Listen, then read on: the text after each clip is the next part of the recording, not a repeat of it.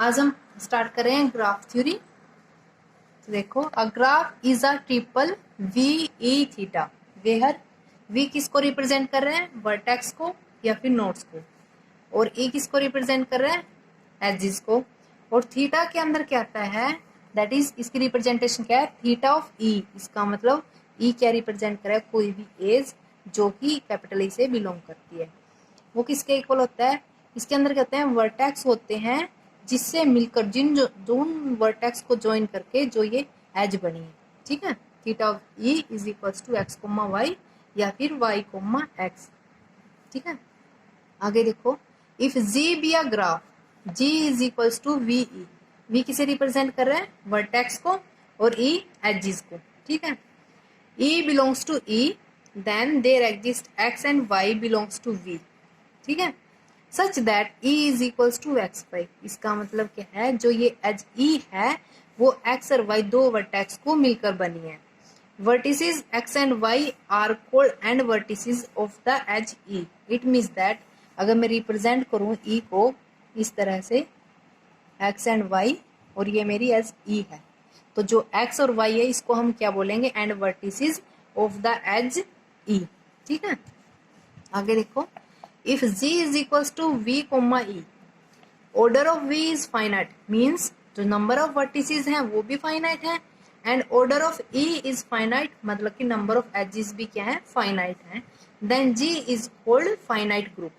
तो जो g है उसको हम क्या बोलेंगे, finite group, otherwise g is called infinite group, ठीक है। आगे हम देखते हैं representation of a finite group by a diagram। Let किया z is equals to V comma E be a finite graph. अगर ये फाइनाइट ग्राफ है तो नंबर ऑफ वर्टिसेस और नंबर ऑफ एजेस क्या दोनों फाइनाइट होंगे। तो सपोज किया v is equals to v one comma v two comma v n. Similarly e is equals to e one comma e two comma e n. We may represent the given graph by a diagram as follow. किस तरह से represent करेंगे, represent all the vertices v i's by the point in the given plane. Suppose e i क्या है, कोई भी edge है, which is equals to v r comma v s. V r और वी एस क्या है, vertices हैं इस एज ई आई के। Join v r and v s by a straight line. It means that जो वर्टिसेस हैं उनको हम रिप्रेजेंट करेंगे एक पॉइंट से, और जो एज हैं उनको रिप्रेजेंट करेंगे एक स्ट्रेट लाइन से, और by a curve depending upon the situation. And if v r is equals to v s, then sketch a loop और a cycle at v r. Repeat the process for each e i's. मतलब क्या है, अगर मेरे दोनों and vertices same हैं, ठीक है, तो हम क्या रिप्रेजेंट करेंगे, एजिस एक लूप बनाएगी, क्या एक साइकिल बनाएगी, मतलब कि वी आर, मतलब कि जो मेरी एज है वो वी आर से स्टार्ट होके वी आर पे ही एंड होगी, ठीक है।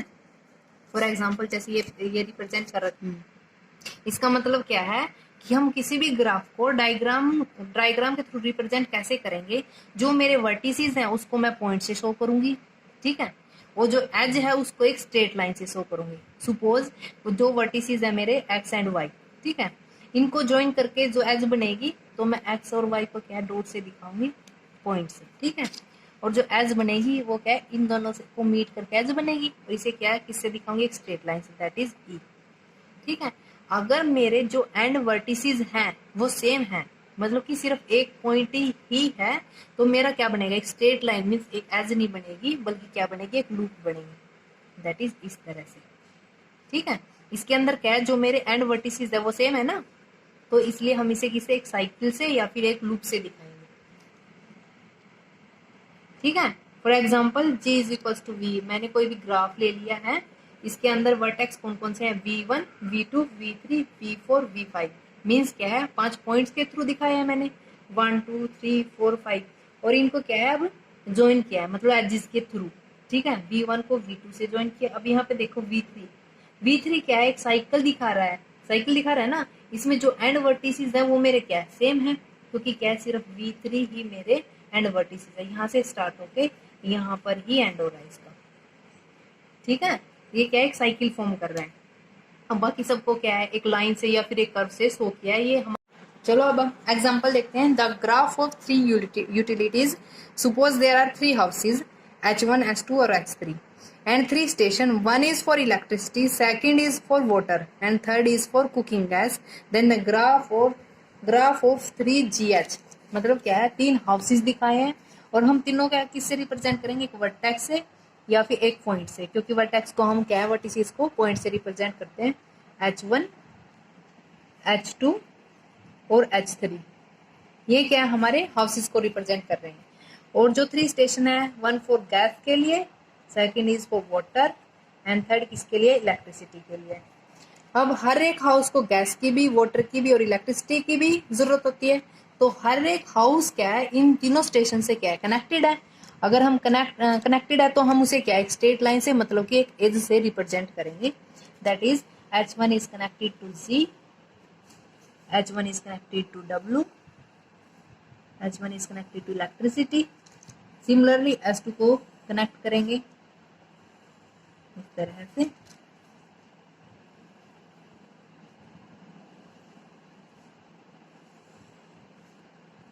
ठीक है, ये क्या है, एक ग्राफ की रिप्रेजेंटेशन है। Means this is the graph representation of 3GH। ठीक है, नेक्स्ट देखो, अब हम कुछ बेसिक डेफिनेशन करते हैं। नेक्स्ट है द ग्राफ ऑफ, हमारा टॉपिक है the graph of the Konigsberg 7 bridge problem. The city of the Konigsberg is situated on the bank of Pregel river and 2 island formed by the Pregel river. ठीक है, as shown in following figure. इसमें मैंने क्या किया है, जो city है, suppose किया ये क्या है, प्रिगल रिवर है, और इस जो सिटी पोर्शन है इस साइड और इस साइड, मैंने इसको 1 और 2 नाम दे दिया। और ये दो क्या है, इस प्रिगल रिवर के बीच में आइलैंड है। ठीक है, और जो हमारे आइलैंड है और जो सिटी है, इसको मैंने इसको क्या कर रखा है, ब्रिजेस के थ्रू कनेक्ट कर रखा है। ये क्या है, जो लाइंस हैं ये क्या दिखा रही हैं, ब्रिज को शो कर रही हैं। अगर मैं इसका ग्राफ रिप्रेजेंटेशन करूँ, ठीक है, मतलब कि जो ग्राउंड रीजन है उसको मैं वर्टिसेस से दिखाऊं, मतलब कि एक पॉइंट से, दैट इज 1, इस तरह से। ये मेरा क्या है, फर्स्ट, ये सेकंड, ये थर्ड और ये फोर्थ। ठीक है, अब 3 और 4 से कनेक्टेड है, दैट इज ये एज के थ्रू रिप्रेजेंट कर रही हूँ। 3 1 से कनेक्टेड है, ये भी एज से कनेक्ट किया। 3 2 से कनेक्टेड है, ये भी। और ये क्या है, डबलिंग है ना ब्रिज में, तो मैं एक को क्या कर रही हूँ, लाइन से दिखा रही हूँ, और दूसरे को क्या है, एक कर्व के थ्रू दिखा रही हूँ। ठीक है, तो ये क्या होगा मेरा, ये ग्राफ रिप्रेजेंटेशन हो गई है। ठीक है, कोनिसबर्ग, इसके लिए कोनिसबर्ग 7 ब्रिज प्रॉब्लम के लिए ये क्या है, मेरी ग्राफ रिप्रेजेंटेशन है। नेक्स्ट देखो, सम बेसिक डेफिनेशन।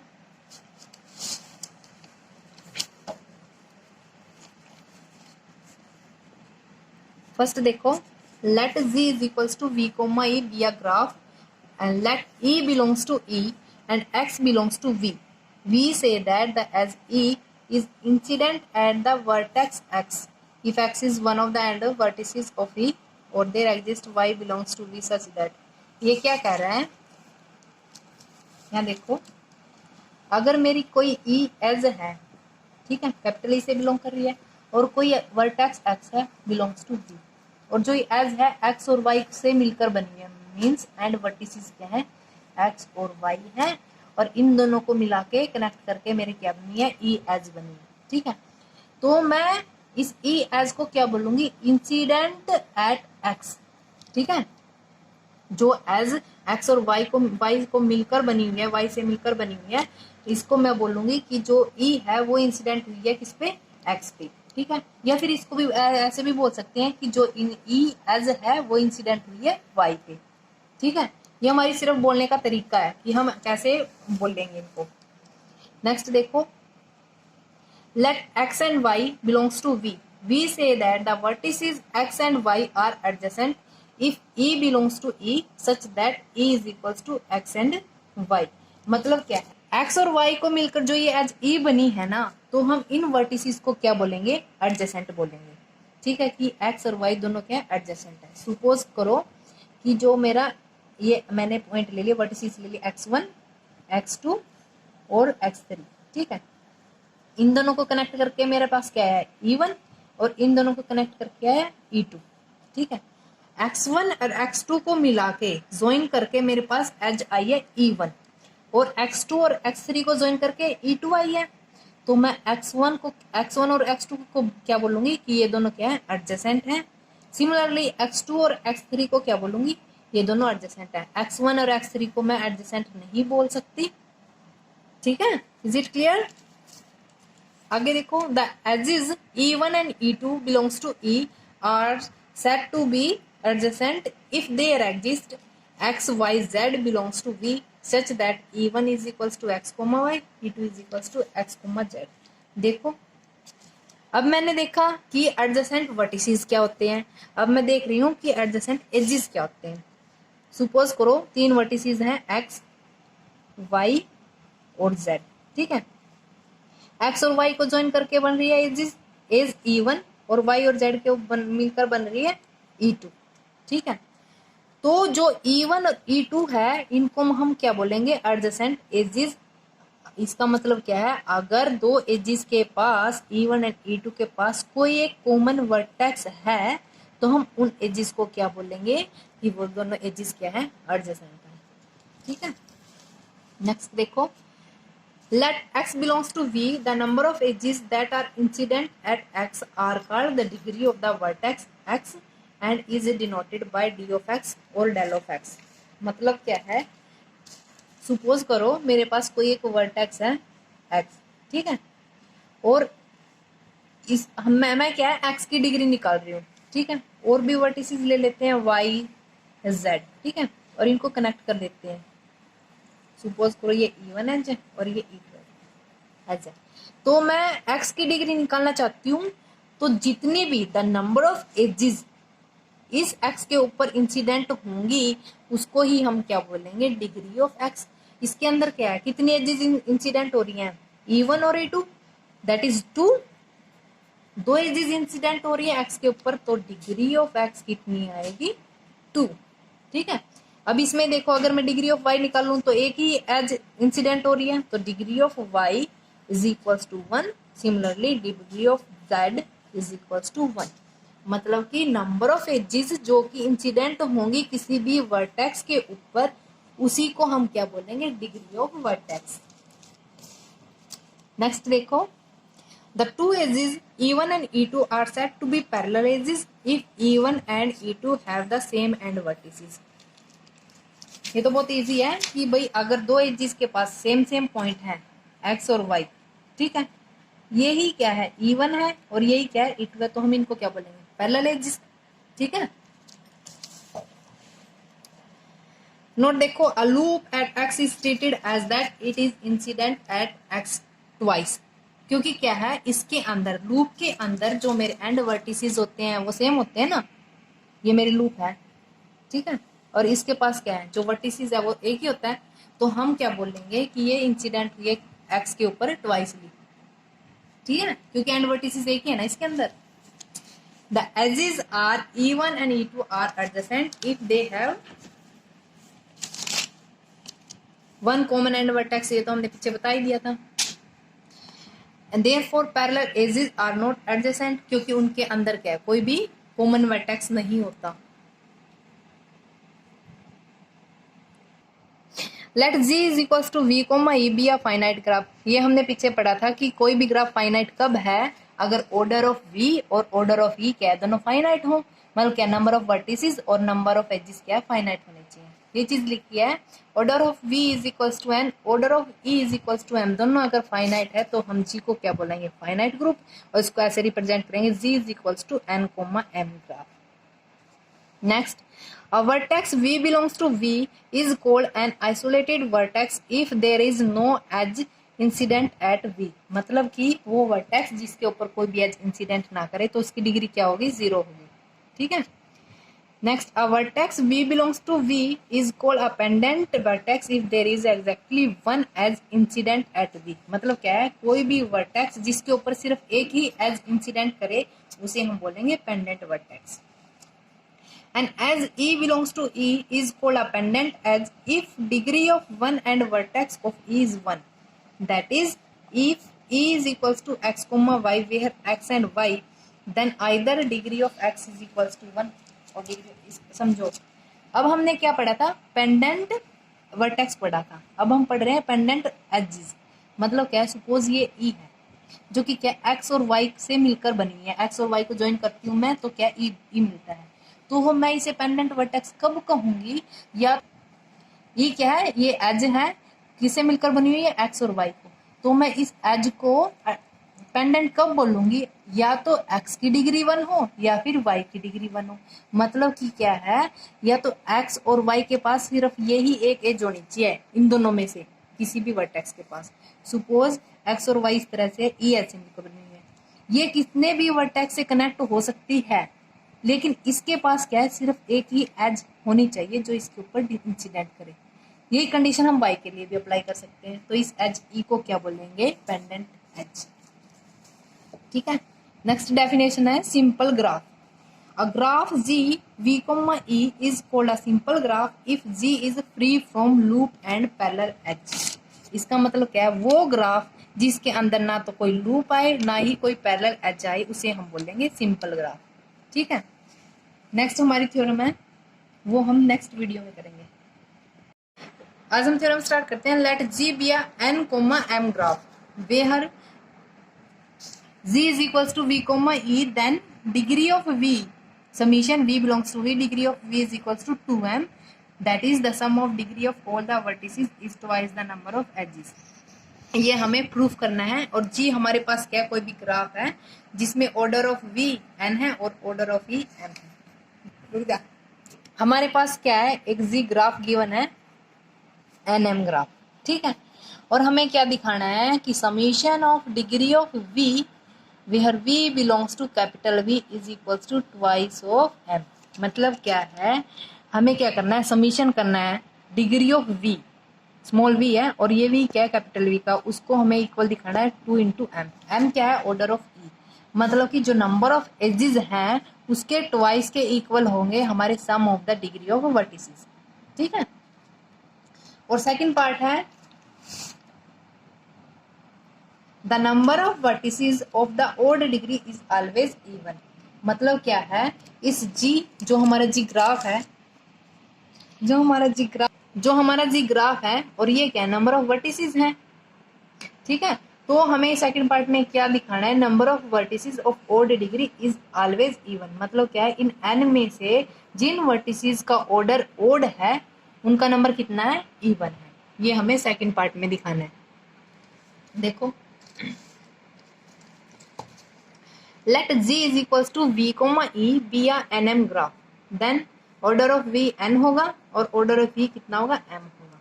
तो फर्स्ट पार्ट सोल्व करते हैं। लेट v कोई आर्बिट्रेरी एलिमेंट लिया मैंने कैपिटल V से। Suppose degree of v is greater than 0। ठीक है, डिग्री ऑफ v तो 0 से ग्रेटर होगी ना, क्योंकि नंबर ऑफ एजेस इंसिडेंट कर रहे हैं वो क्या है, 0 से ग्रेटर होगा। और डिग्री ऑफ v हम लेके चलते हैं ग्रेटर देन इक्वल्स टू 1 है। ठीक है, therefore this implies that there exists an edges E belongs to E incident at V। इसका मतलब क्या है, मैंने को क्या है, एक स्मॉल v लिया है कैपिटल V से। ठीक है, और जो ऑर्डर ऑफ v होगा, ठीक है, order of mean degree of v है वो ग्रेटर देन इक्वल्स टू 1 मानना है। लेट कर लिया कि कोई एज E है जो इंसिडेंट करिए इस v के ऊपर। ठीक है, ई एज लेके चले जो कि वी के ऊपर इंसिडेंट करी है। किसी भी एज के लिए मुझे नंबर ऑफ वर्टिसेस कितने चाहिए, 2 ना। तो एक वी है, एक दूसरा मैंने क्या मान लिया, डब्ल्यू। ठीक है, देयरफॉर कोई भी डब्ल्यू कैपिटल वी से बिलोंग करेगा कि जो ई है वो क्या है, वी और डब्ल्यू से कनेक्ट करके मिला मुझे। अब देखो, जो ये ई एज है वो इंसिडेंट हो रही है वी के ऊपर। ठीक है, और जो ये ई एज है ये इंसिडेंट हो रही है डब्ल्यू के ऊपर भी तो हो रही है। तो जो ई एज है हम बोल सकते हैं ये ई एज कंट्रीब्यूट करती है 1 to the degree of v and 1 to the degree of w। मतलब क्या है, इन दोनों की डिग्री में 1 अपना कंट्रीब्यूशन देती है ना ये ई। तो कोई भी एक सिंगल एज कितना कंट्रीब्यूट करती है डिग्री के अंदर, 2। और हमारे पास ई एजेस मतलब कि ऑर्डर ऑफ ई है कितना, m। तो जो हमारी summation degree of v belongs to v आएगा वो किसके इक्वल होगा, 2 इंटू m। समझ आया, यही हमारा फर्स्ट पार्ट था। अब वो सेकंड पार्ट देखो।